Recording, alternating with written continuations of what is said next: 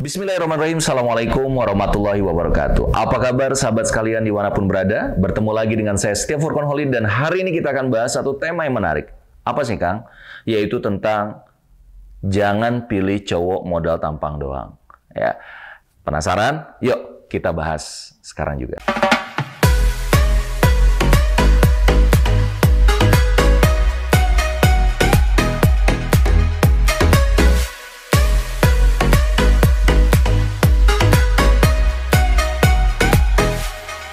Sahabat sekalian, hari ini sebenarnya sedang ramai perbincangan tentang ya sebenarnya ada kata-kata yang lebih kasar ya, cowok mau kondo lah gitu.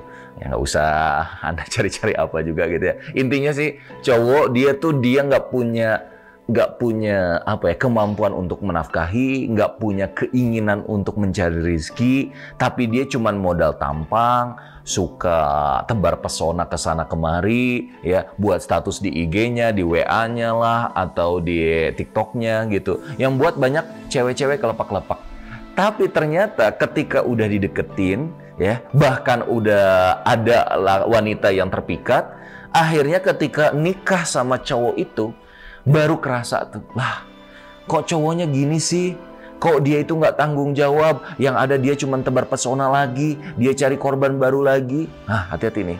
Ini ada yang bilang red flag, ada yang bilang toxic, ada yang bilang juga cowok yang nggak punya masa depan gitu ya. Tapi dia selalu berhasil memikat banyak wanita untuk kena dengan rayuannya, untuk kena dengan bujuk rayunya ya. Karena apa ya, tadi modal tampang tadi tuh ya. Akhirnya banyak wanita yang mengeluh ketika sudah menikah dengan dirinya ternyata nggak mau menafkahi. Ketika ditanya, kenapa sih saya kamu tuh nggak mau menafkahi aku, kenapa sih nafkahnya cuman sekadarnya saja? Ya emang aku segini, aku apa adanya. Bahkan yang lebih mengerikan, banyak korbannya itu adalah wanita dari orang tua kaya raya yang akhirnya cowok ini morotin.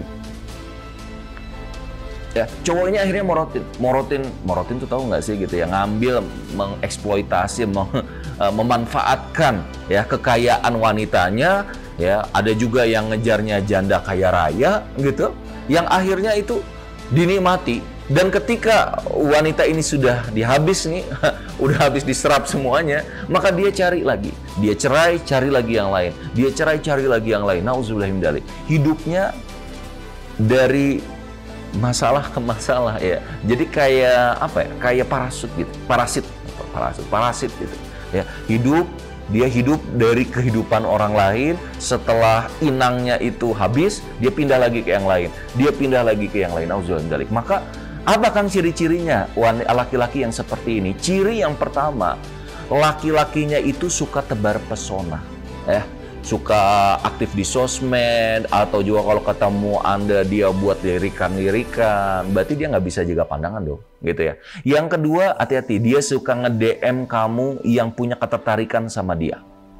Hati-hati juga tuh, ya. Yang ketiga, dia biasanya suka banyak bicara, suka banyak ngasih janji-janji manis. Nanti kalau aku nikah sama kamu, nanti kalau ini kayak gini, kalau itu kayak gitu, seperti itu. Dan yang keempat, ketika sudah menikah, laki-laki ini dia nggak mau kerja, dia nggak mau menafkahi, dia nggak mau memberikan sesuatu kepada istrinya. Kenapa? Ya karena niat dari awal nikahnya aja salah.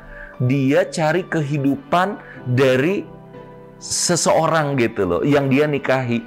Nah ini yang mengerikan. Maka saran saya, hati-hati dalam memilih calon suami, hati-hati dalam memilih pasangan. Jangan sampai justru kita jadi korban laki-laki yang mau kondo, laki-laki yang numpang hidup dari Anda sebagai seorang istri. Nanti kita bahas lebih panjang lagi. Saya Setia Furqan Khalid. Assalamualaikum warahmatullahi wabarakatuh.